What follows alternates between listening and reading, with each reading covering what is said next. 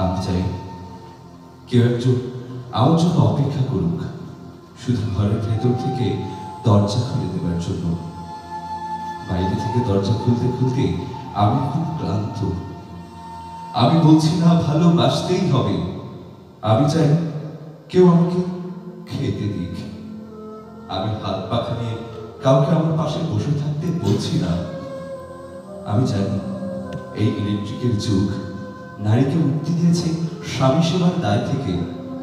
আমি চাই কেউ একজন জিজ্ঞেস করুক আমার জল লাগবে কিনা, আমার নুন লাগবে কিনা, পাট শাক ভাজার সঙ্গে আরো একটা তেলে ভাজা শুকনো মরিচ লাগবে কিনা।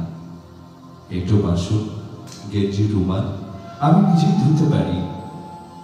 আমি বলছি না ভালোবাসতেই হবে, আমি চাই কেউ একজন ভেতর থেকে আমার ঘরের দরজা খুলে দিক।